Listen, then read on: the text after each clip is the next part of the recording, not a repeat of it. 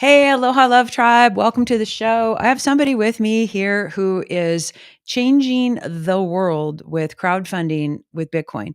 He's somebody I've been following, and I set up a tiny little crowdfund thing, but I've been watching how he's changing lives, changing communities, and changing the world with this project. This is Metamick, co founder of Geyser. Welcome, Metamick. Thank you Woo. so much, DJ Mm. Valerie. I'm honored. I don't know. I feel a little intimidated by this big title. I think, yeah, in general, I am honored about the work that we're doing at Geyser in this space. And I think we do provide a platform where people can change the world. So we are, let's say, helping those who are helping change the world. And so it's a proud thing that we are experiencing, and really excited to talk to you today about, yeah, the projects and the platform. How did you decide like that, because we look at like Patreon and these other crowdfunding models. How did you, number one, how did you get into Bitcoin? And number two, how did you decide like there's a gap in the market and we want to help create a marketplace, like a Patreon marketplace for people to do crowdfunding?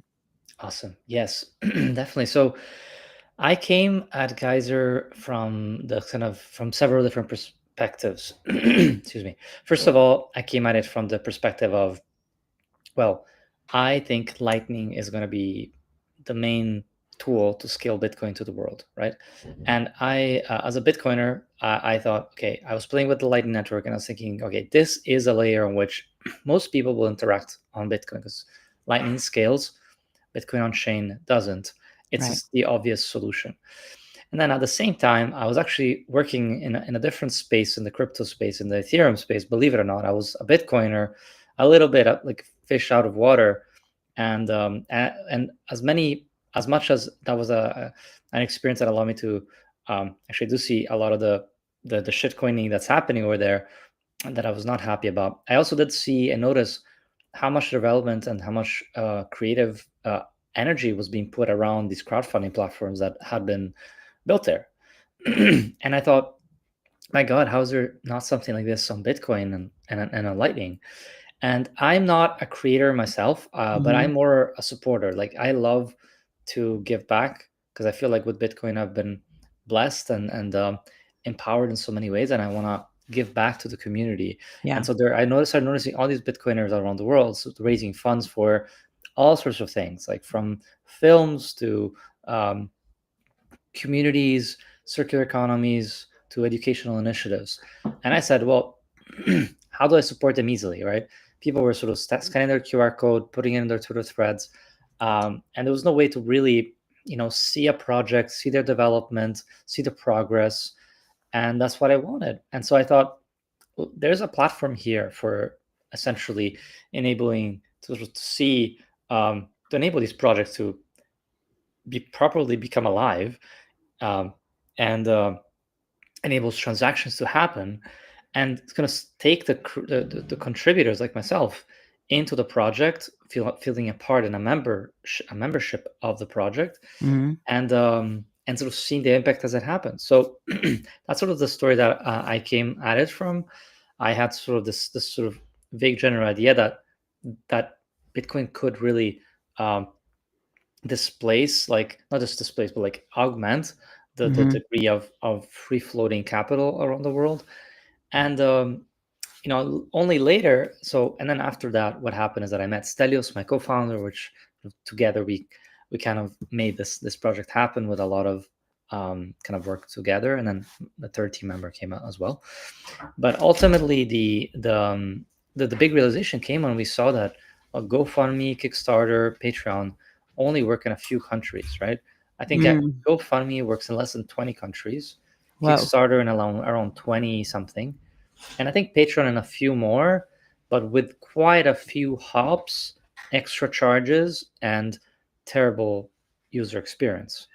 And to me, Bitcoin as a Bitcoiner made so much sense, so obvious, that I was just like, how's nobody built this? Like, this is so obvious. And so we built it out, pushed it out as a sort of as a pilot project with one single project from this guy named Apata Johnson from Nigeria, who wanted to do a workshop event around Bitcoin in Nigeria. Hmm. And we helped him raise $2,000 in just a few weeks. And yeah, that was just that was the end of it. It was the beginning of it, and it got so much traction that we realized like, okay, we have something here. And so that was January 2022 that we launched. Now we're in 2025. A lot has happened since. We've learned a lot on the way. We keep improving and iterating. But what's most important is that we've now contributed over 1.5 million dollars in, well, 42 through 43 Bitcoin. So that would actually be around uh, four million dollars. But like in terms of the dollar amount sent, it'd be around $1.5 million that is contributed peer to peer between contributors and receiver all around the world. And there's so much to say about that, because it is really truly inspiring the amount of kind of collective energy the Bitcoin community is putting towards making these Bitcoin ideas happen and making Bitcoin adoption happen around the world. Well, and I think what's so important, what you're doing, Mick, and so congratulations. Like, this is amazing. And we, obviously, you're first to market in this space, and I haven't seen anybody else do anything of this nature.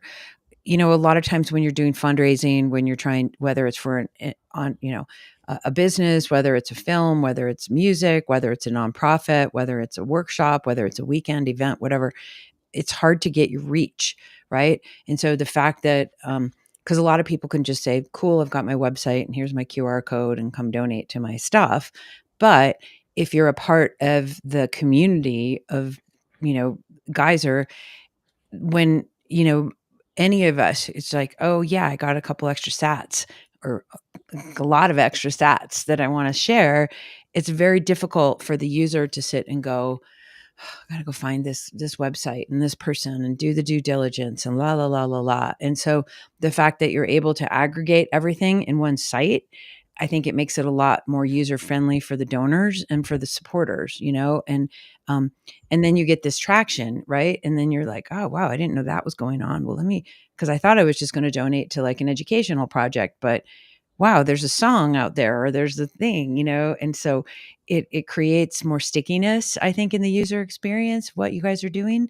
And it's so important that we have platforms and services like Geyser to create awareness and let people know, like, hey, this is the next new project and this is the next new circular economy, or this is the next new documentary about this or that, and I love what you're doing, because it makes like anytime you have friction in any experience, you're going to get less of the desired outcome that you're looking for. Marketing 101, right? Like, how do you make it easy for the consumer to Yeah. to get what they want?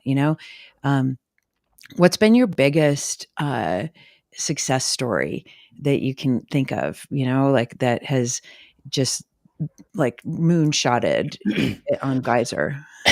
Yeah, yeah, and just to kind of also mention what you were just alluding to, but definitely, guys are we pride ourselves on being kind of user centric and being Mhm. very very focused on creating the best possible experience for our users, because ultimately, they are what we consider the heroes. Like, the heroes are the Bitcoiners that are launching their projects, that are looking to push Bitcoin adoption forward in some ways or raise funds for whatever impactful initiative, and also the contributors that are making it actually a reality. Um, and so in terms of like some of the key big success stories, I think it probably would have to be the first round of projects that launched on Geyser in like 2022, 2023. They all were part, or many of them were part of the, um, I'd say call them like the first cohort of Geyser projects. Many of them won the Geyser grants. So these are essentially separate platform that kind of gives funding to some of these early projects, and were funded by some Bitcoiners. Yeah, back in the day, and we're still doing them from time to time. There's still one now around Monster Wallet Connect for any Mhm. developer out there. But before, it was 1 Bitcoin, which now is worth $100,000. Back then, we had a 1 Bitcoin going probably for around 15, 20,000. Oh my Anyway, we were doing, I know, crazy. I, Uh, I love that we're at over 100, but I'm also like, oh, I wish I had another kidney to sell when it was at 15,000. yeah, it's really quite something, right? So these projects were like in the middle of the bear market. They were doing so we had projects that were new, and now they're considered the staple, right? So we had Mi Primer Bitcoin launched Yes. on also on Geyser. They won a Geyser grant. They were super small. They were doing a few courses. Then guys, I think Geyser grants was I think I believe one of their first, maybe their first grant. Right, it Mm, was that's how early they were. Um, there were so many projects. There were so many projects. I think we funded over around 100 projects, and a lot of these are the projects that you see today as being like, almost really well recognized. And that's what guys is really great at launching new project ideas. So on Twitter, on Nostr, on Facebook, these are all essentially the essentially platforms for individuals mostly, right? mhm. And they're essentially your identity layer. And Bitcoin is and Geyser is like a second layer on top of that. And those are project ideas that leverage the social network, leverage reputation to enable funding, right? And so we paired that kind of community funding with the grant funding, and we are able to really power a lot of funding towards these early projects that were able to then continue growing and become platforms like Mi Primer Bitcoin, but also BTC trading cards. Trading cards first launched on Geyser. We're Yeah, super proud. Aladdin. I love Aladdin. Aladdin was He was absolute. my podcast was the very first podcast he ever did. Oh wow, he's He's a the shit, superhuman. right? He's so Yeah, good. he's an incredible human being and Yes. beautiful heart and an incredible talent. Yep, And I think it'll become one of the biggest brands in the Bitcoin. And I yep. still regret not buying one of the boxes. So the boxes that you could buy on Geyser, you could buy them for $500, right? You can now you now have to the series one now go for around probably 30, $40,000. What? So yeah, it essentially it completely blew out of the water Yeah, even Bitcoin as I believe, right? I think so. Yeah, definitely. yeah. Definitely. It does. Well, and it's so interesting too, because like, he took something that's a scarce resource, which is trading cards, because he was into trading cards prior to doing Bitcoin trading cards Yes, that he was creating, and he was getting all these, um creatives in the space to contribute. So it wasn't just like him and one artist. It was like, no, how are we going to get the whole community of creatives to participate in BTC cards, trading cards? exactly. And so he really, really took the ethos of Bitcoin and ran with it, right? And Yes. and I love his success story so much. It just it tickles my heart. Uh, Yeah, yeah, it is absolutely true. It's that Mi Primer Bitcoin. These are yeah, Yeah, and like I think that's kind of the reason why we really launched Geyser is like to enable, and it's really interesting because everyone comes with certain talents and certain skills, and then they meet Bitcoin and they're like, how can I give back yeah. and how can I contribute? After a few years of being in Bitcoin, you start getting tingly. You're like, how do I get involved, right? Mhm. And so that's kind of one of my kind of call to actions for you, if you want to name it that way. It's like everyone has a role to play Yep. in Bitcoin, right? And Geyser is a really good place where if you have an idea, if you have a, like even a vague project, put it out there. I would suggest first get the community's, feedback and see what people say and Right. iterate on it. But then it's just so great to see it, the trust and the momentum around the project showcase on your project and help fuel it even further. We had another success story, I would say, probably this week. We had this project from the University of Sofia in Japan. These Hmm. girls that are doing Bitcoin education, but also not just Bitcoin education, it's like literacy program and all sorts. There's actually university students traveling to El Salvador and doing all sorts of educational sort of empowerment courses and also Bitcoin education. And it all started with one really big donation of $10,000 that then Hmm. sort of kept on catching momentum. And then I don't want to say, but they raised quite a bit of money. I think over $30,000 in Yes. just like a week, just from the momentum of people funding and seeing Yeah. how important and how good the project was, and that's why because Geyser is essentially this kind of compression of force that's made possible by the community to make these beautiful displays kind of become evident and kind of become real, right? That's what a geyser is. It's the community pressure that makes ideas come to life. Kind of, that's the idea. I love hearing that, and I think about that social proof, right? And social proof is one of the biggest, Yeah. buyer's decision. It's trust and Yes. then social proof. And so it's trust in the company, and then you have social proof of the trust. And social proof is trust, basically. And so when you think of buyer psychology, those are the two biggest ingredients of why people will make a decision. And fear, unfortunately, people make decisions based out of fear. And Yeah. then that's Right. another buyer psychology metric. Um, how do you, um, because I'm experiencing something right now. I'm being uh, communicated with by an organization that wants to here come support us, la la la, right? And how do you vet, or do you vet to make sure that like this isn't just send me some money in Nigeria kind of thing, Yeah. or whatever the scam of the day is, kind of like how are you, if able to kind of Yeah. cleanse Really good that way? question. Yeah. Really good question, and it's a fascinating question because it's a question that's yeah, both super old, that goes back, the beginning of sort of humanity as a social being, Mhm. the nature of crowdfunding, which is social, and I think really the future of the web as it's changing then through different social web graphics and social Yeah, yeah, graphs that can be created. But and also to touch on the point, there the way that we see the function is trust and reputation of the individual, and you have the proof of work, right? How much yeah, work is someone actually doing towards that project idea, yeah, and then finally actually the vision and the impact, right? So you want the vision and the impact being good, and then like really a project having impact. Think of Bitcoin 20 cards like that. Okay, that will leave an imprint, yeah, maybe, right? If you like squint and look forward. And so those are three key variables. And if you lack trust, you're only left with proof of work and envision. Well, maybe there's something there in that project, right?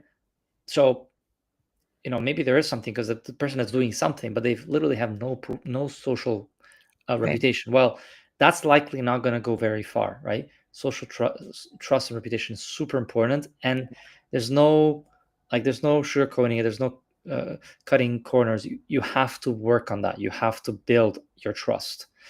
And then you also have, if you have the social reputation, and you have a vision, but you don't have the proof of work, well, people are like, well, how do I know you're actually fully invested in the idea, right? Mhm. What are you doing? What have you done? Like, show me the proof of work, show me the energy that you put in. Why should I invest my money in Yeah. an idea that you are not investing in? And then finally, you have trust, you have proof of work, but your vision is just not good enough. Well, in that case, also, so these are three key things that are super important, and these are the three things that we look at Geyser for a project. Like if your project, um, so we try to keep a fairly open approach. Initially, we were super open, anything goes. We've learned actually the hard way that actually some vetting is actually very valuable, really important for the for the for the platform to have a brand that people can trust. Really, Right. that's super important, right? So what we do is we have a set of rules: no crypto, no NFTs, sort of no scammy yield things. Uh, um, like we follow sanctioned regulations, so no projects in countries that have sanctioned or are in conflict. Because if there's a war and funds are going to a place, Yeah. we cannot at all verify where those funds are going. So we've taken the hard choice of saying, it's probably very, very high need for funds to go there, but Bitcoin can take care of that. Us as a platform, we uh, we think there's much more risk than reward, and us managing that, and also again making sure that the funds are going towards that proof of work and that vision and that impact. We cannot verify under such delicate circumstance. So that's also something we do not do. Um, and yeah, a few sort of rules like this one, like no spamming type of thing. Um, and so we do some filtering based on these things, but at the same time, we do not want to cut off someone who has no reputation Right. necessarily, just because they might have a good idea and they might also have a good vision for the future, or have want to have an impact. So that's where we sort of try to leave it a little bit open, and we let the projects. Yeah, we sort of sometimes we also reach out and we have conversations, see where the project is at. Um, but we, as a small team, we cannot do that, to the full extent that we would wish. So hopefully that answers the question. It's a bit of there's basically a system of filtering, and then the social graph itself is the filter, because you can see people. Okay, click on a person Twitter profile. I forgot to mention this. You have to connect your social profile to a project in order to launch it. And that's, again, to connect your social profile and see how real you are as a creator of a project. Totally. And I think, in this day and age, it's unfortunately, we've got bots everywhere. We've got all of these, AIs that are, okay, cool, we're going to blow up this channel or blow up this thing. And so when you're dealing with certain projects that, might be in different countries, it's one thing to say, I'm making an album or I'm making a documentary, and do you like this concept? Cool, great, awesome, fund my project. It's another thing when we're looking at, and again, I'm just correlating this with something I'm going through that's, literally 4,000, 5,000 miles away, that I don't have the opportunity to go do a site visit. And so I'm like, well, who else has done a site visit at this place? Because I do site visits at, another orphanage or another place that I want to support. And I realize, like, yes, you're legit. Show me your books and I will help you raise money, kind of thing. Versus, when you're seeing something where people are trying to raise, like, several Bitcoin, which is a lot of money. And you don't have the social graph, right? But you just have, like, kind of not, and I don't want to say it was just bot generated um, posts, but it's, you want to cover your butt, right? Like, no, like, we are all wanting, anybody who goes to Geyser.fund is interested in supporting the future. It's interested in supporting important projects, of whatever category that you're, excited about. None of us want to accidentally blow our Bitcoin in the wrong spot, right? And so there's different levels and layers, I think, of due diligence that we have to approach, and as Bitcoiners, we know, DYOR and all this, but it's like, um, so I think that's an important layer. Do you ever, obviously you said you did some, like, you guys might do some follow-ups or, before and afters. Like, to me, everybody loves a good makeover. I always think of, Yes. like, the TV shows with, whether it's a house makeover or a person makeover or whatever makeover, a community makeover, like, people love before and after stories, Yes. Yes. Can you Yes. help us understand, like, how you guys are, um, using that model and sharing your before and after stories for folks? It's a really good question. And yeah, I agree also on the point on filtering and making sure that projects are. I just do want to mention though something though, that I think it's sometimes important to give, like, the benefit of a doubt of projects, Yeah. and at the same time, because again, there's all these people that just do not have access to funding. But I agree that there is a trade-off there to be sought. And Yeah. we've learned in time that actually there's a really important role in filtering, making sure that the quality is high. And yeah, we're sort of actively working on that to improve that, and any feedback is super welcome as well. In Mhm. fact, I did like your idea of having a way to um, to basically be able to, like, uh, so if you do essentially some degree of validation, to be able to then share that with the community through Geyser, Mhm. where you can then see what are other people saying about this project, and have others verify it, because we've seen that a lot, with some people actually Yeah. going out and doing the due diligence, but then that research remains isolated, and actually it should be spread out, right? Totally. And yeah, so that, I don't know if you have something to say to that, but the other point you made around showing the before and after, we're working actually on a report that sort of helps to clarify the impact that certain projects are having. Um, but again, we're a really small team, but these things are super important. So the idea is basically that we make the platform really easy Mhm. for creators to post updates, and that's sort of what we do is, rather than us, that we are removed also hundreds of thousands of miles from these places, us doing that. And we ask our project creators quite often to share an update. We send messages and reminders, share an impact post. And the cool thing is that impact post goes directly into the email of Mm. all the funders, right? So there's a feedback loop. um, there's that sort of yeah, that is sustained by the creator himself, because ultimately that's what matters. There's no better storyteller than the project creator themselves. So um, so so when the project creator shares an update, anybody who funded that, like, project gets an gets an email. email on that particular, and then does that also 100%. go out to your wider audience or just the people who funded that Anyone who project? follows the project and has an email will receive that email, but the creator also gets to decide: does it go to all my followers with an email, or does it just go to my funders, or this product purchase or something like that? But yeah, that's exactly right. We have sort of enhanced that so that the communication kind of is more creator to followers, so that we don't have to be middlemen necessarily of. But that is super important. Like we mentioned, Mi Primer Bitcoin trading card. These should be into big hero stories, right? Yeah, and that's what, and I think that's what people, I'm consulting an orphanage down in El Salvador, the House of Life. They set up a Geyser account recently, or I kind of helped them, but Awesome. it's their thing. They're just like, oh, we just do monthly newsletters. I'm like, okay, let's think about that. You're trying to catch fish to eat every single day, but you're only putting the line in the water once a month.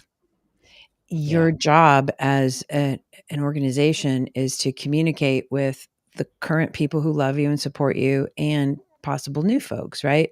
And they're, well, we don't want to bother people. You're not bothering anybody, because guess what? How many emails do you get a day that you don't open?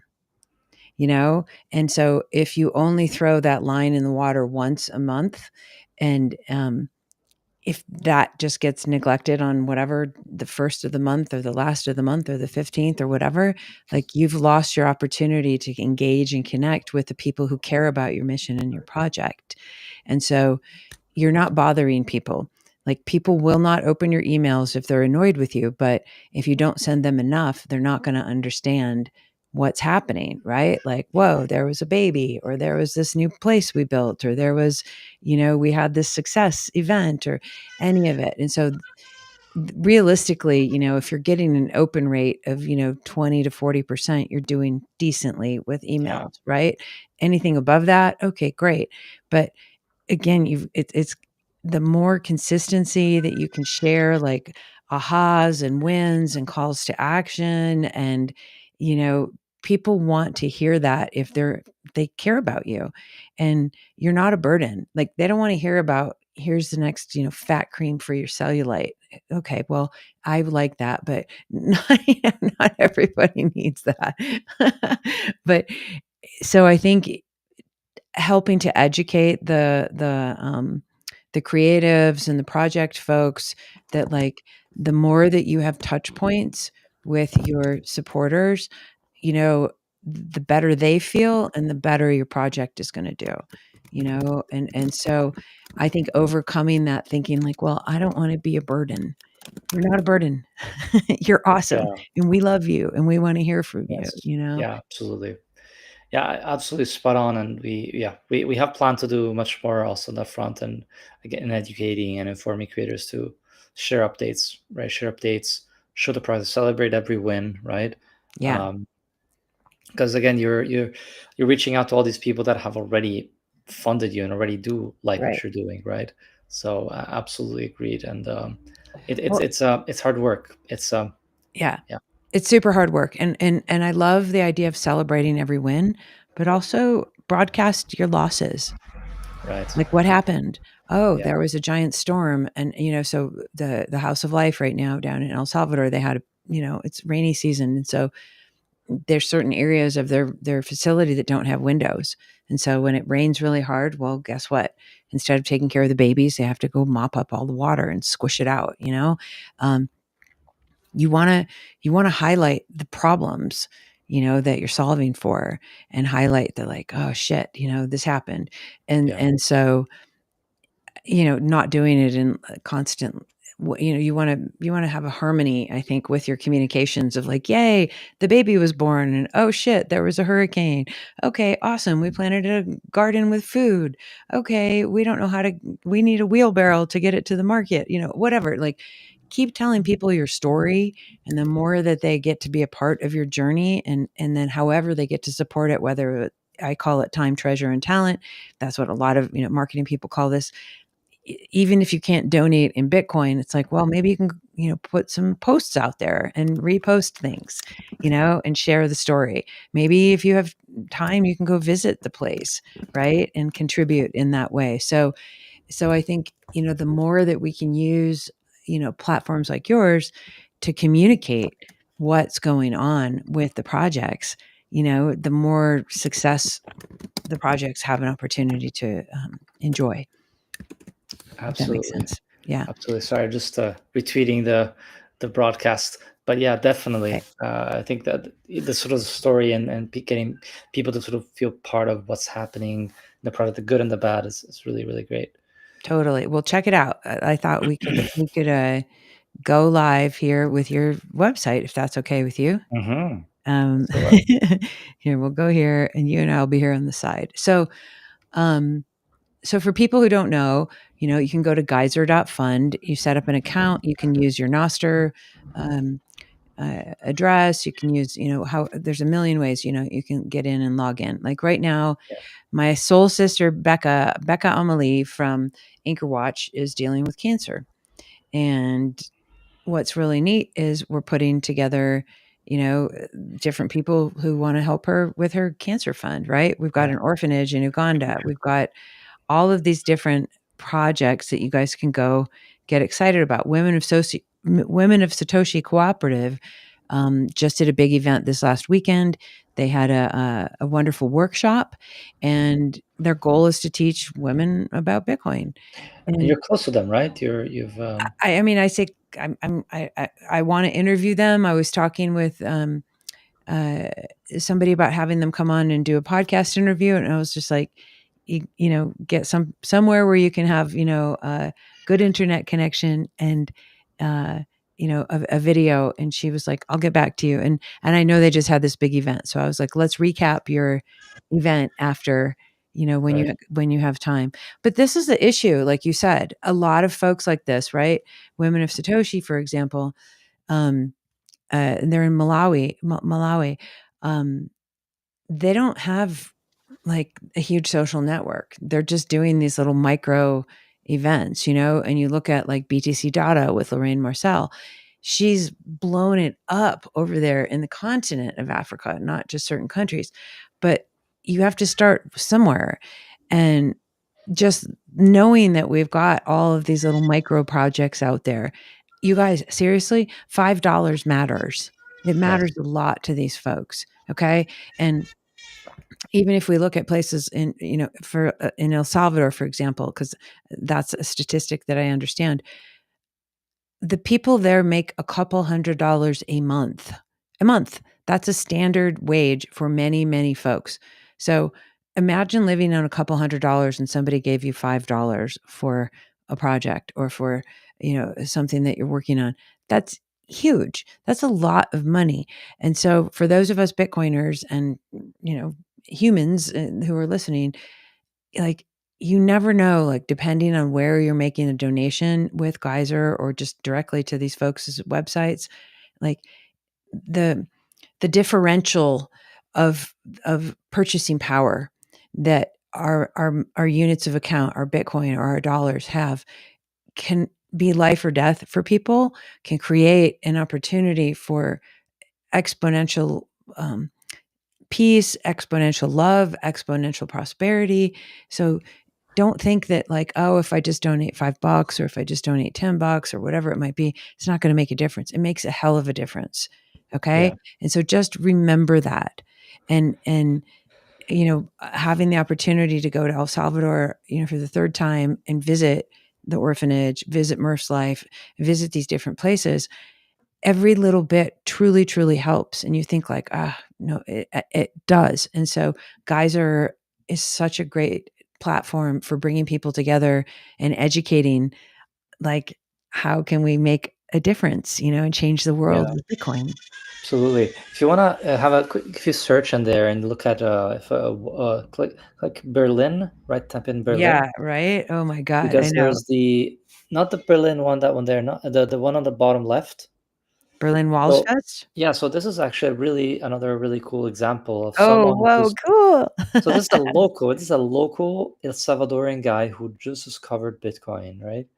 And he was able to raise if you click on the top right there, you should be able to see that. Yeah, if you click on there, you'll see the total raised. Mhm. Uh, Well, it's weird. It's because it says it's a yeah, if you click on there, 165, but you've got more than this down here. So yeah, tell me which one's if which. you click on there, yeah, click there. There There we you go. go. Okay, got it. Yeah, that's a bit in there. So yeah, almost $3,000, and this is the first time he's ever done a crowdfund. This is the first time he's really used Bitcoin properly. And look at what he's done. He's Wow. embellished the entire town of Berlin with a wall murales. He brought 20 different artists into Berlin to to paint the entire city, the Oh entire my town, god. I should say, right? And if you go on the updates, you can see the final impact. You were talking about impact. Well, Oh my god. final. Yes, if you click on that post, you should see the entire, like, the changes that have been enabled thanks to just $3,000 sent by Bitcoiners all around the world. And we did the math, and I think basically it turned out that around, say, 60% of all donations came within Salvador, but 30% came from outside. And again, speaking to the global, yeah, people donate from Nigeria, people donating from Australia, and this is I think really, I think Bitcoiners don't say this enough, but the Bitcoin community does exist actually. Oh It's like, yeah. oh, the community doesn't know it. No, it exists, and this is like pure proof of it, that Bitcoiners around the world that are making change happen, and Bitcoiners are founded on shared beliefs, on shared practices, Yeah. right? And sort of principles, right? And this is the change that's happened thanks to Bitcoin and Bitcoiners, right? Bitcoiners are changing the world, and this is one, I think, small example iteration of that. This is amazing. So, and I love how it's broken down here too, right? Like each of the artists get this many materials, right? You get your Right. 25 cans of spray paint, you get your rollers and brushes, you get, anything you need for a mural, so each mural's, 4 grand or however. It's so important, like, as donors, right? One of our biggest fears, and this is one of the things I'm working on uh, with the House of Life and with other nonprofits that I advise. If people don't know where their money is going, it's very difficult to make a big donation. You get, um, well, okay, I just donated $20 or $20,000, and I hope it does some good, right? And so, have you guys? I don't know, just whatever. I'm thinking out loud here, Mick. So bear with me. And I think of, like, just looking at that Berlin Wall thing, right? Because you had the, like, spray paint, and you had the housing, and you had the roller brushes and whatever, right? Is it possible for Geyser? Anything is possible. Come on, Stelios, you're Yes, CTO. Let's I'm go, taking brother. I'm taking notes, by the way. Good. And it's all being recorded, First studies. obviously. Yes. But if we think about, instead of just, you can have both, right? You can have the, like, donate to the macro fund of whatever. We're trying to raise $10,000 for this thing. And you could also have sub little, almost like a Shopify store, right? So you could have the, like, sponsor 10 cans of paint, sponsor, water for It's the it's people there. while they're It's eating, guys already just like, does that. but so each little micro, unit that needs to get sponsored to create the whole, that way people understand, like, yay, I Yeah, you're got, getting something tangible that way, right? yeah, and mentally that Mm. feels good, like, Yeah. I and you can do it on a, one-time basis or a repeatable basis, because it's like with the orphanage, right? As just one example, there's always a need for diapers. This isn't a one-time thing, right? And so you can say, I'm going to sponsor, $10 worth of diapers each month. And they will never run out of diapers at the orphanage or wipes. And when I was down there in El Salvador visiting, guess what happened? They ran out of wipes. Oh no. Oh yeah. And so when you've got 10 babies, they poop and pee like Yeah. every hour. You Yeah. can't run out of wipes. Nope. And so it was one of those like, "Oh, we need to go get the wipes." And so but they had tons of diapers, but they didn't have the wipes.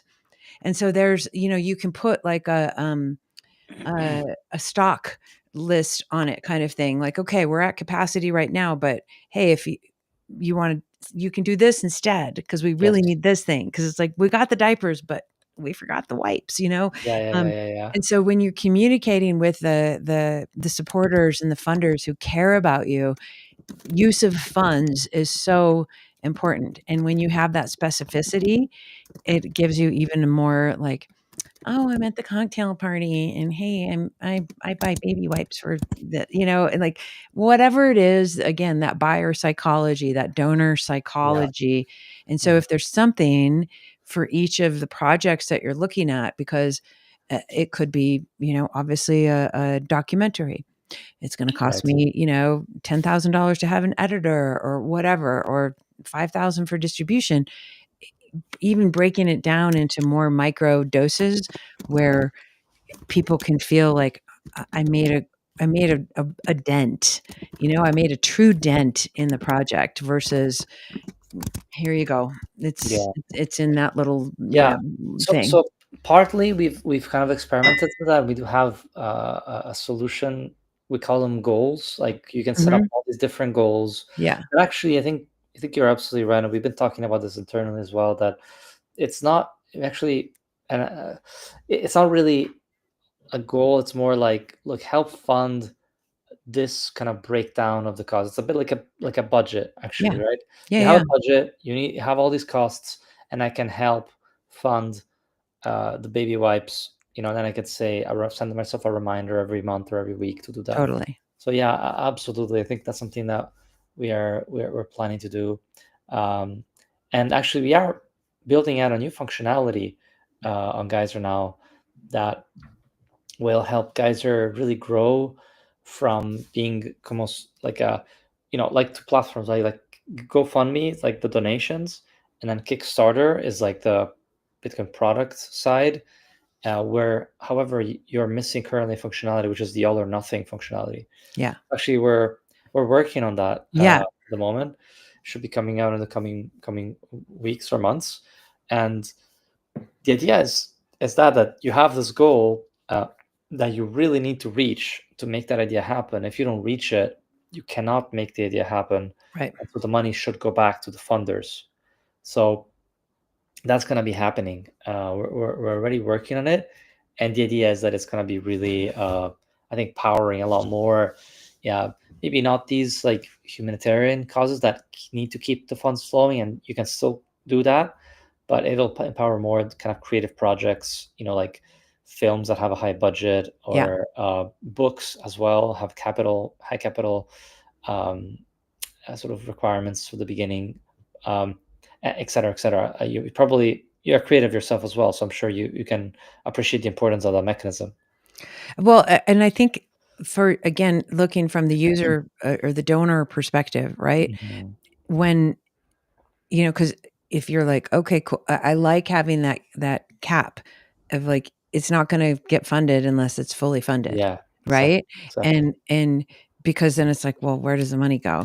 Are you Yeah, gonna just go pay for your electric bill or something? Or, like you really want to be understanding as a donor that like your money is getting um, used for the exact purpose that you want it to be used for. And so I really love this idea, the way that we've seen with these other uh, platforms. It's like if it doesn't get funded fully, you get your pledge back or your money back kind of thing. Um, that feels like you get a peace of mind, you know? and not just, oh well, okay, because then you're not going to get any impact reports, right? If something doesn't get fully funded, you're Exactly. just going to be like, well, that was just some sats in the wind kind of thing. Yeah, it's a big problem. It's a, I've myself funded some projects that were great, beautiful game ideas, and they raised, maybe a little bit of money, but it could never really take off because they um, didn't get enough. So yeah, that's kind of, we know it's a problem, and so hopefully this is a neat solution that people will use. Well, let me ask you this, because I'm a nerd and an entrepreneur. Obviously, I care about, creativity. I care about nonprofits.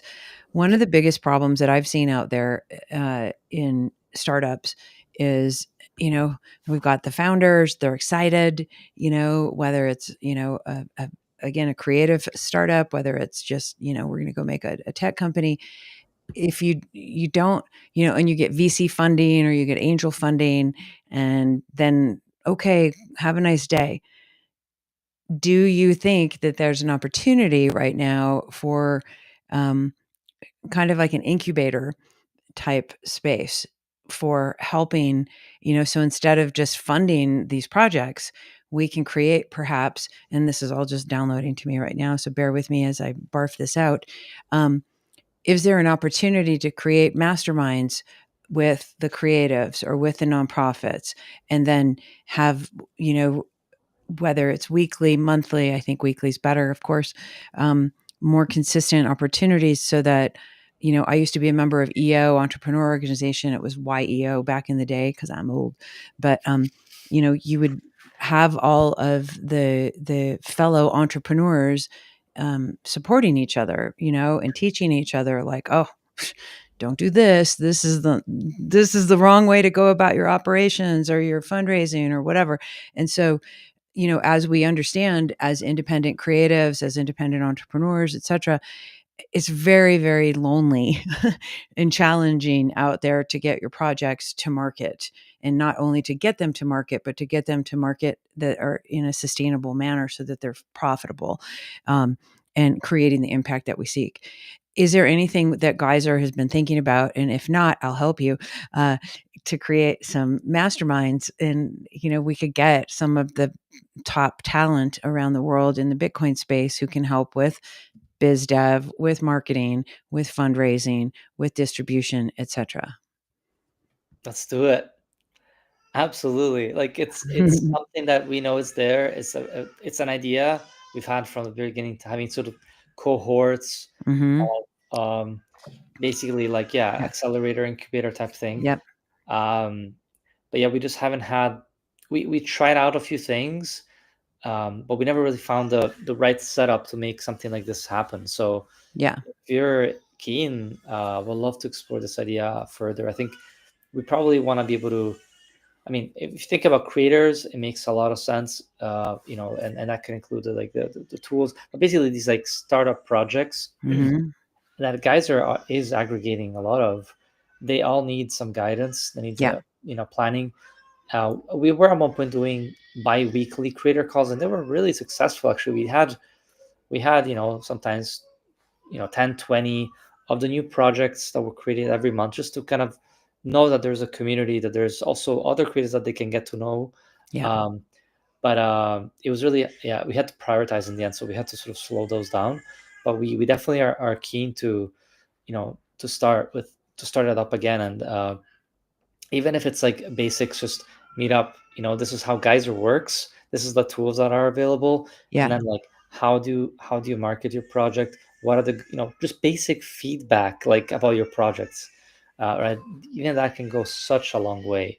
So I'm curious to hear your thoughts on how you would do it and learn more. Yeah, totally. And obviously we can jump on a separate call about this, but I think, I work with uh, Krista from Access Tribe. And so she does a lot of, women's networking events, right? And so she'll do like once a month, she'll have, women's networking on Bitcoin. And obviously we're a small population of women Bitcoiners. However, it's a cool way for us just to have kind of a hey, I'm working on this project, okay, etc.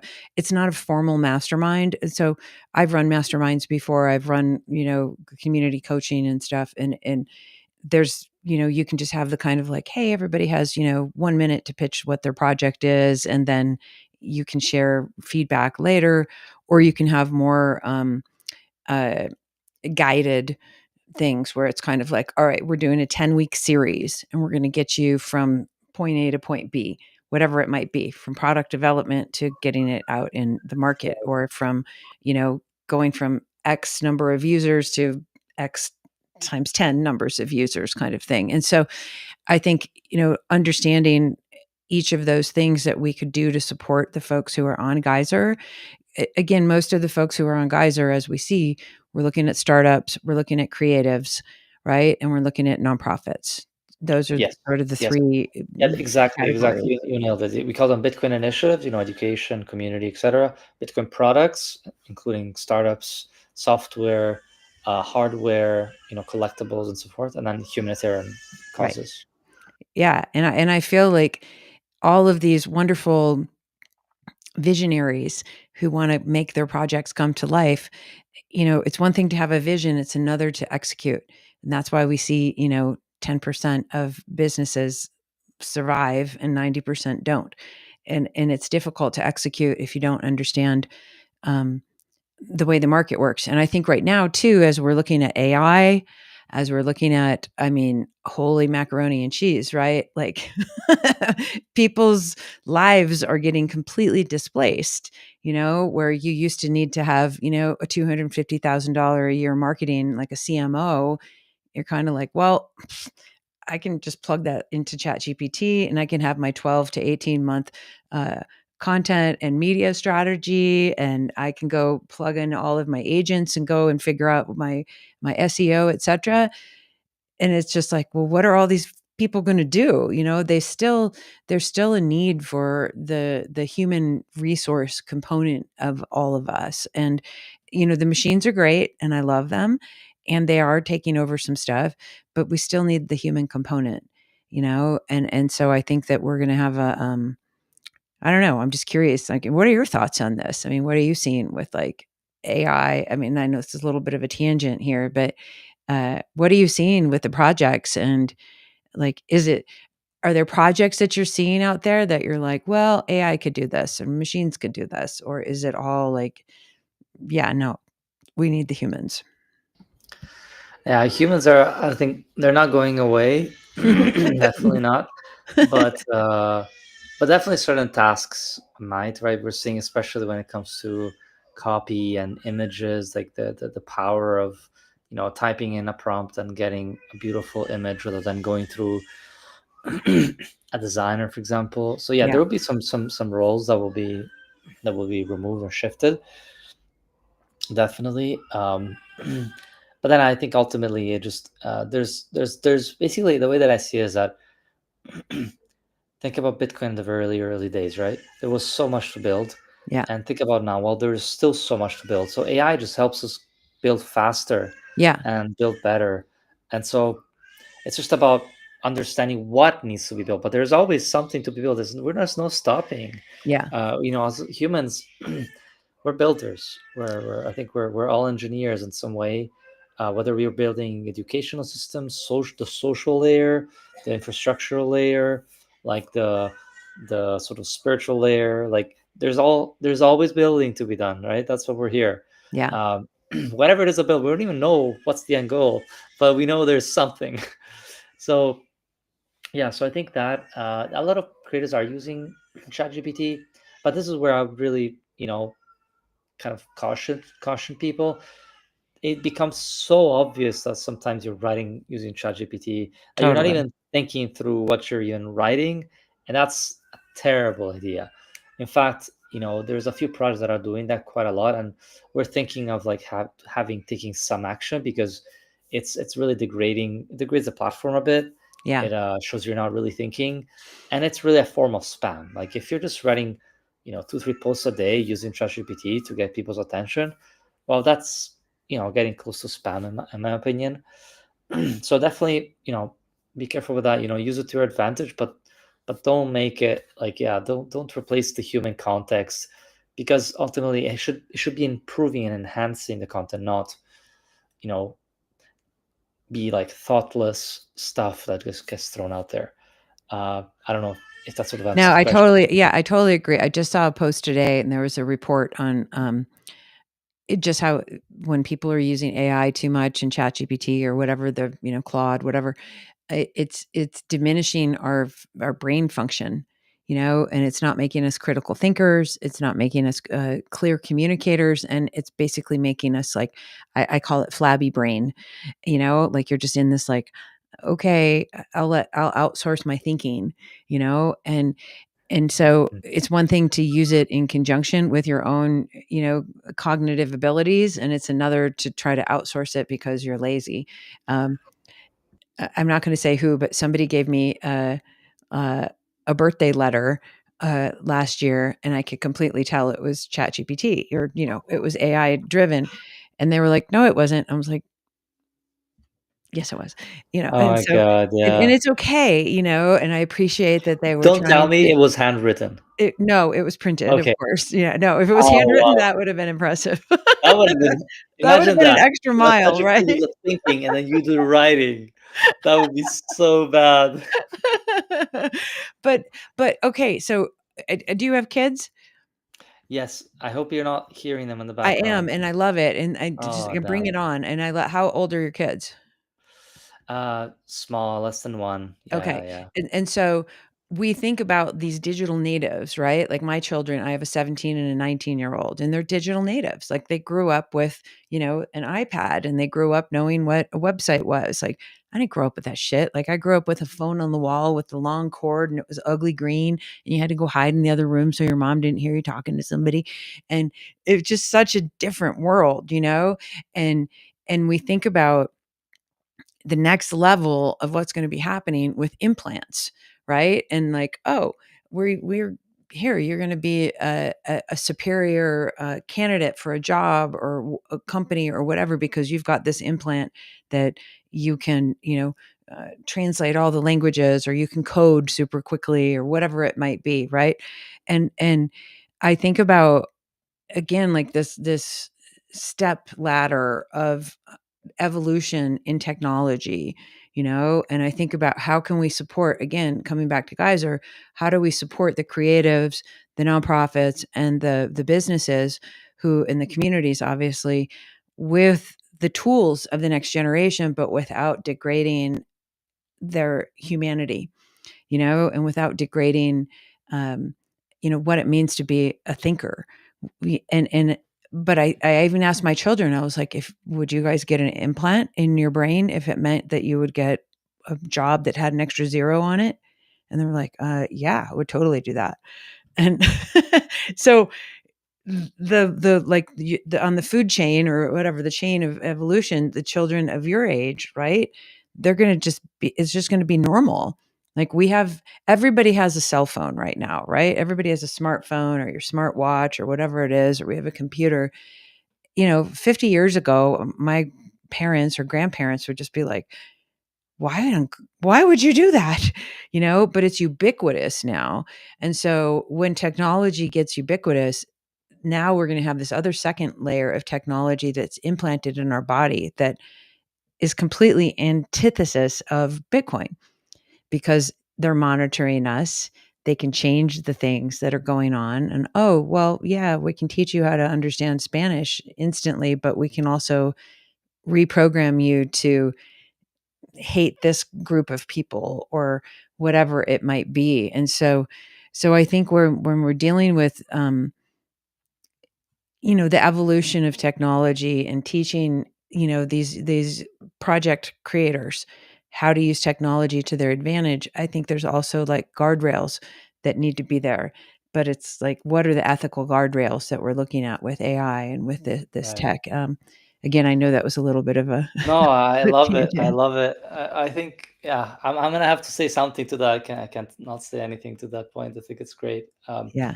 But I think my personal thoughts on it. Obviously, I think I think because now ChatGPT has grown so quickly, I think it's normal for a lot for us to almost project forward and create like a linear chart of like, okay, next thing is that. But I do think we're soon, and I'm personally only now starting to understand like the limitations of ChatGPT, because I use it quite a lot. Mm-hmm. I'm starting to understand the limits, and the limits are pretty big, are pretty actually. Basically, we're really dealing with a part of the brain of our brain is called the default mode network. Yeah. Yep. Default mode network is essentially like whatever you've done in the past, you're sort of the automatic brain, the thinking Exactly. fast, thinking slow, right? That's the thinking Yep. fast. It's like just everything is sort of automated based on other humans' actions. Yeah. And that's like one section of the brain. And that is not at all even like the logical side of the brain. A lot of it's not No. even thinking logic. It's not thinking at all. It's just No. literally It's reacting. repeating certain Yeah. stochastic like trajectories. Now, uh, basically, then people are already talking about AGI, but I think AGI is really probably between 100 and 1,000 years ago. Sorry, from now. If you think Really. about, like, in my opinion, yes, because we're dealing with a really, really powerful tool at at at, um, at mimetically appearing human and smart, Mm-hmm. and it's impressive, but it's really just a model. It's really just modeling uh, a particular set of predicted patterns.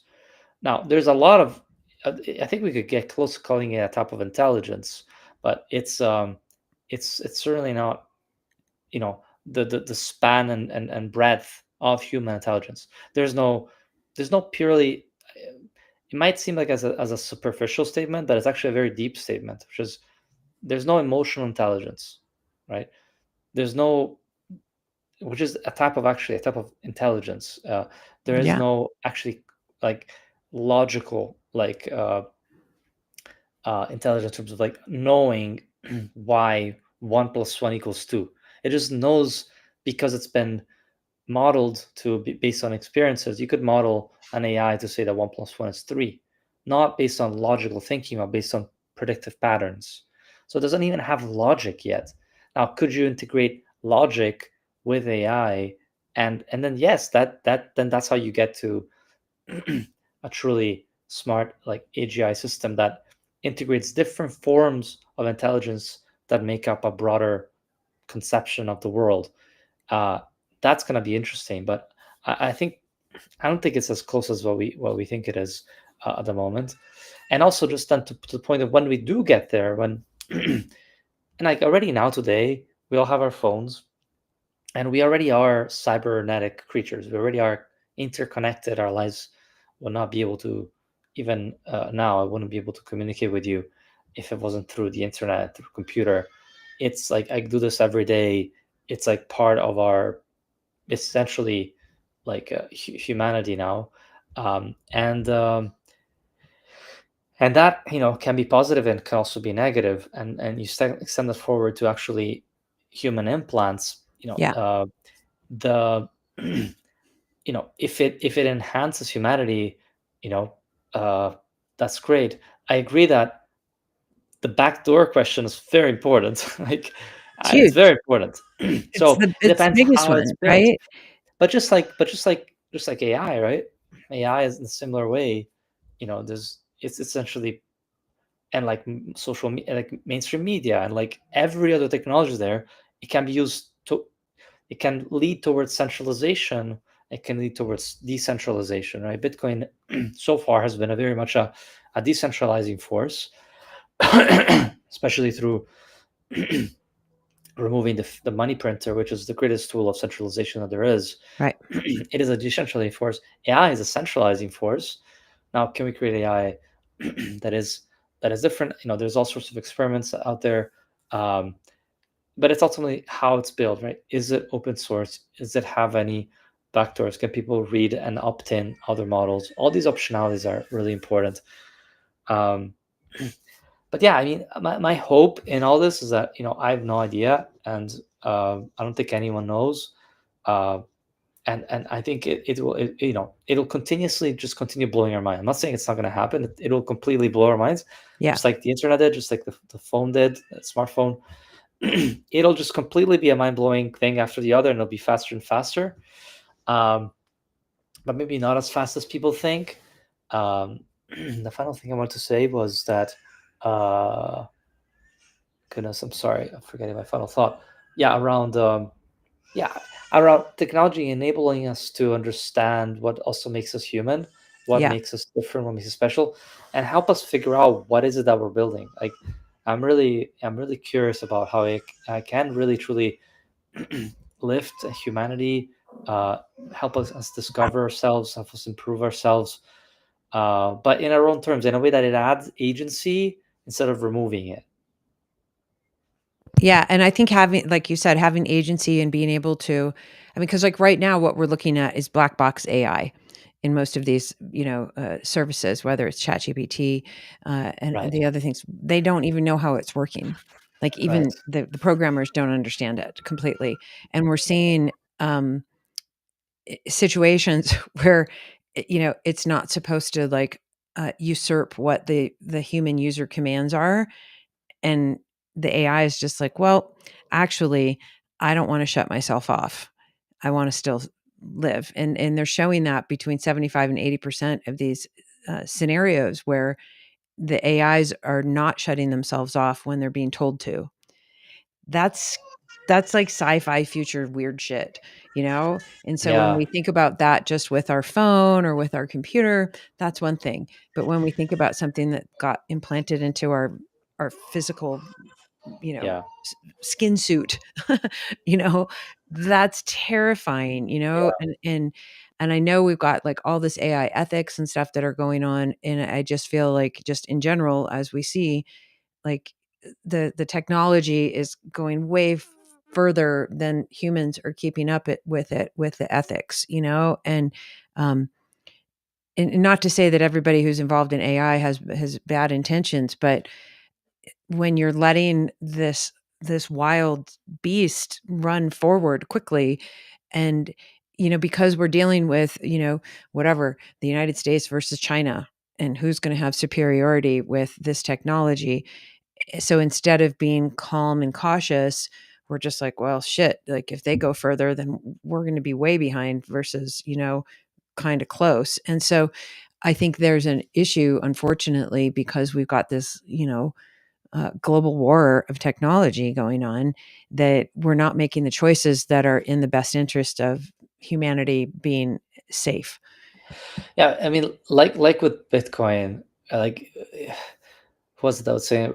Like Bitcoin is a new technology, right? And if you don't adopt the technology, yeah, you might end up, falling behind and end up, just like not adopting the canon and the other type of Mhm. technological warfare. Bitcoin is one of them, right? And with AI, maybe it is something like that as well, like where it's you kind of have to, yeah. I don't know. I think you raised a really good point around the ethics, but I don't know. My feeling, and I'm no expert, but my inclination is that a lot of it is sensationalizing. And if you look at who it is, it's you know uh, it's Sam Altman, it's Elon, people that have vested interest in regulating these industries so that they can own the industry, right? Just regulate it.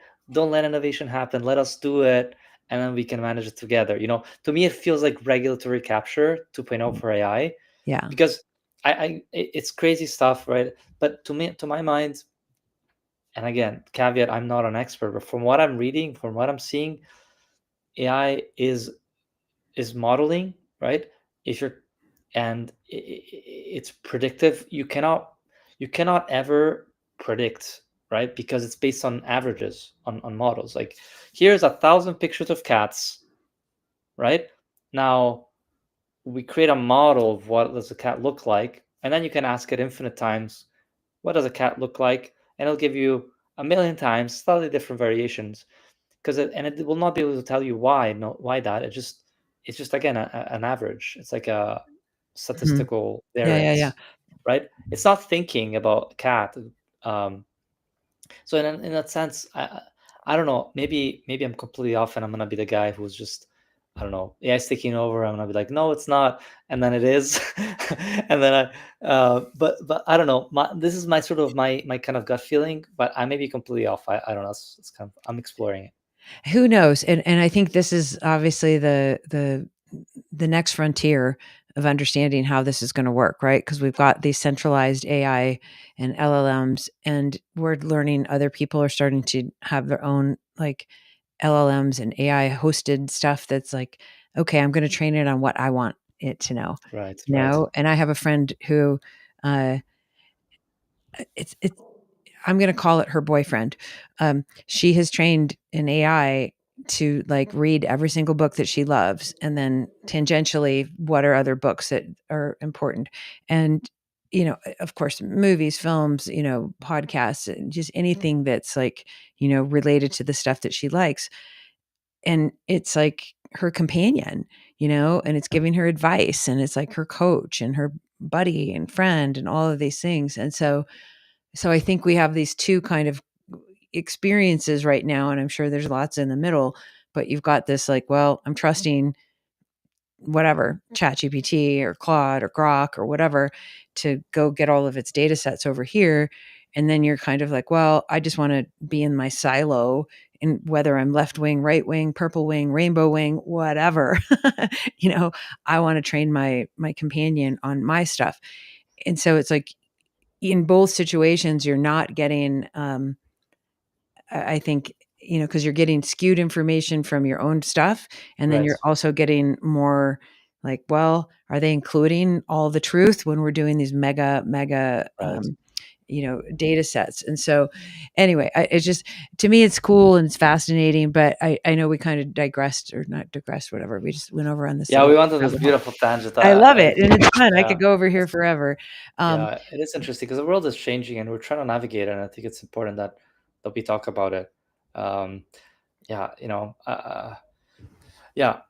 As it pertains to Geyser, I don't know. I think, yeah, people are using AI. Where I think it's a powerful tool, yeah. but again, I don't think it replaces humanity. It's Mm-mm. and I think people will realize, like, some people are still, I hear you've mentioned, it's changing people's brains, definitely.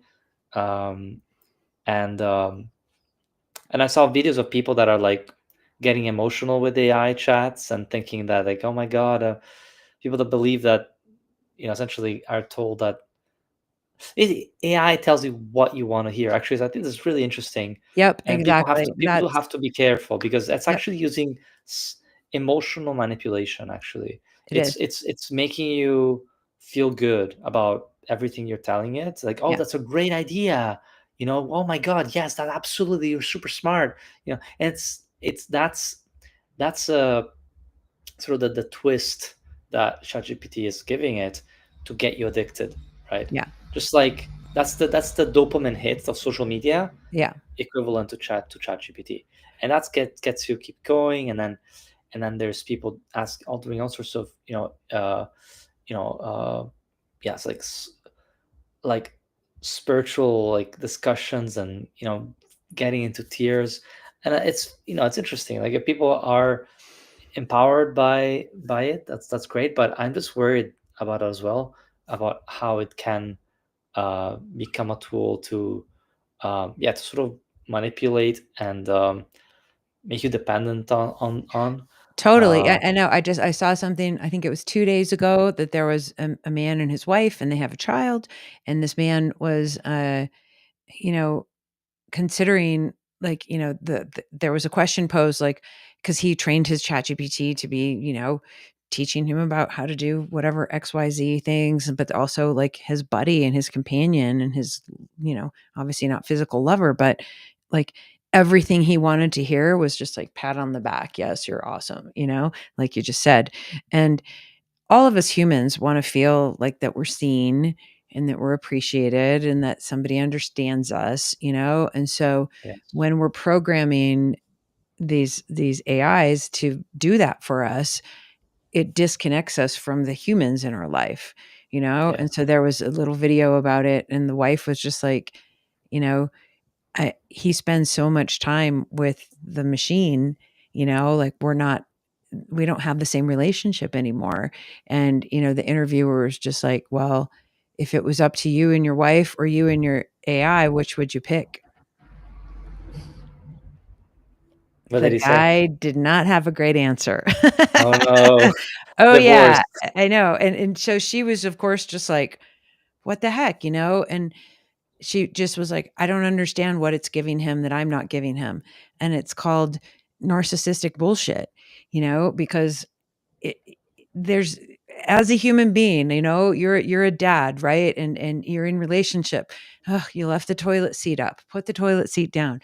You need to go change the diaper. I'm too tired to change the diaper." Whatever it is, the AIs are never gonna, like, Oh, confront you on day-to-day living with other humans, right? And so, of course, you're gonna wanna pick somebody who's constantly just high-fiving you and saying you're the best, Again, like, every human being has some form of narcissism in them. Of course we do. That's natural.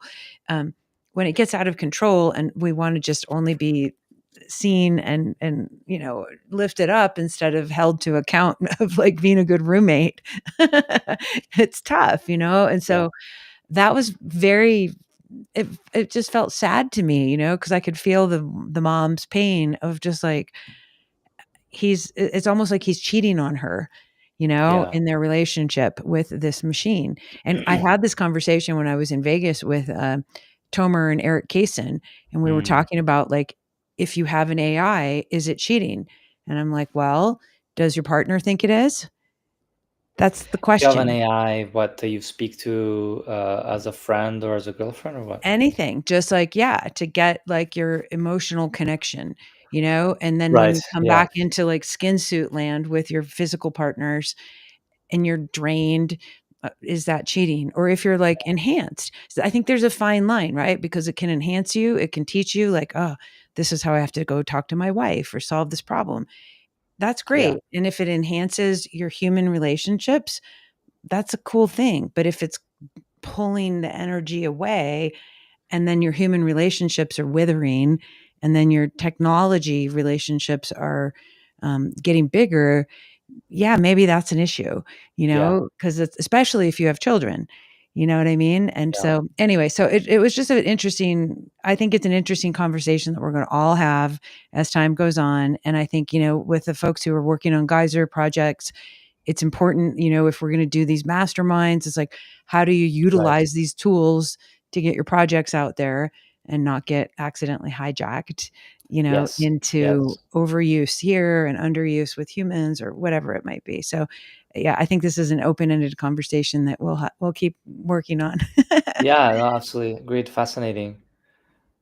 Um, Well, so okay, so it's almost 1:30. So, what are the last things you wanna share with people? And then you and I can talk separately about possibly putting together some mastermindy type stuff for the folks who are working on Geyser, and I think we can have an opportunity, to put a 12 to 18-month schedule together and get some badasses from Bitcoin community to come in and talk about biz dev or tech or marketing or distribution, whatever it might be. I think we could really support some of your projects.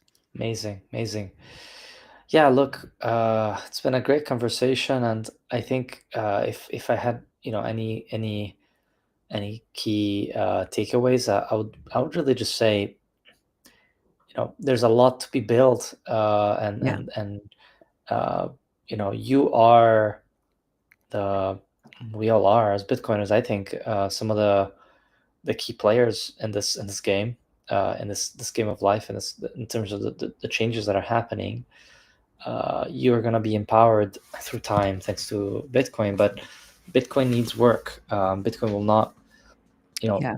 will not succeed just by itself. It needs humans. If you talk about living organisms, I think I see Bitcoin more as a live digital entity Yeah. than AI. Actually, like Bitcoin uh, is a live digital being that that empowers us through monetary uh, value appreciation, but it needs us to do the work out there and let people know about Bitcoin, uh, create tools on Bitcoin, use Bitcoin. And so I said this many times, and Bitcoin, for Bitcoin to really succeed, like Jack Dorsey said, it needs to become a medium of exchange in the next 5 years. Like, Yep. so the hope is that people kind of learn about that and learn how important it is to use Bitcoin, to spend Bitcoin. And a lot of people, that doesn't mean, I'm not advocating losing your purchasing power, but the more of your life you spend with Bitcoin, the less with fiat, the more your life will be appreciated by Bitcoin, the more, well, you'll have to spend your Bitcoin to buy your toilet paper and so forth, right? So yeah, so Bitcoin is not going away. Uh, humans are not going away. Let's build together, and let's build towards a better world. And I think Bitcoin can be still, even in the context of interesting AI questions, Bitcoin is still one of the most, if not the most interesting development in our lifetime. Yeah. And so, in fact, maybe the solution actually, because as AI takes off jobs, um, and Sam Altman wants to give people WorldCoin, right, as to combat, the unemployment. Oh, Mm-hmm. here's WorldCoin and here's this UBI. And by the way, Elon Musk also wants to do UBI and using probably some type of stable coin, and he also wants to add carbon taxes and carbon credits as well. Mm-mm. So the only way out is really Bitcoin. The only way out might be just Bitcoin and nothing else down the road, where even social media and AI just become like tools of just oppressive power and control. And yeah, so let's build on Bitcoin. Let's build a world on Bitcoin. Let's build AI on Bitcoin. Let's look at these principles that we were passed on through Bitcoin and enhance like our life and the life of humanity. But we have to do it, I think, in a grassroots way through Yeah. individuals like yourselves that want to spread education about Bitcoin and build tools on it and so forth. So, yeah, I'll stop here. It's been a really great pleasure chatting with you, and yeah, look forward to chatting some more. Yeah, me too. And everything you said, I echo completely. And I think again, just the more that people understand, like you can just do things. We keep seeing all those posts on Nostr and obviously on Twitter and stuff or X, whatever. Um, as Bitcoiners, and that's what Geyser stands for to me, is like Yes, you can just do things. You can just say, I'm doing this project. I'm starting a film. I'm doing an orphanage. I'm doing a business. I'm doing this new protocol, whatever it is, right?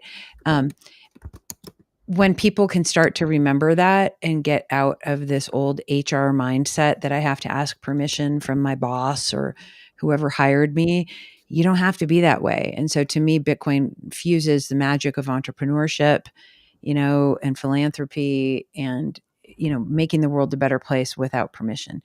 And I love it. And I love what you're doing. And I love all the projects and everybody listening. I hope you guys go to geyser.fund. Make sure you go to, follow Geyser on X at Geyser Fund and then follow Mick at Metamick 14 on X. But we're so early, you guys. And it's so cool. And I'm so grateful to know you, Mick. It's just like an honor. And pleasure's mine. Pleasure's mine. It's been so much fun, and yeah, yeah, and I know we've had like a little connection for a while, and you've been on one of the summits that I had done previously, and so I just feel like the more that we can keep, sharing and celebrating each other's projects together, which is exactly what Geyser does, the better off we're going to be on planet Earth. So thank you. absolutely. Absolute pleasure. And thank you so much for how much you've contributed in supporting, yeah, creators and in many different ways. And I think you bring a lot of really interesting insights and perspective, and I think sort of an energy to make things happen, to bring people together. You're really great at that. Thank you. Yeah, it's like I know I have a little bit of a sparkle inside of me, and I want to use it for good. Uh, definitely are. Definitely Yeah. are. Well, thank you. And yeah, let's talk separately. I've got to jump on another thing here, but Yeah. let's you and I talk separately about this mastermind possibility for some of the folks who are doing projects on Geyser, and then that way we can help them not only raise money but deploy it in a way that's going to like be exponentially impactful for them. Sounds like a brilliant idea. Let's do Okay. it. Cool. All right. Aloha, everybody. Thanks for tuning in. Peace, love, and warm aloha. And make sure you follow Mick everywhere and check out Geyser. Okay. Aloha.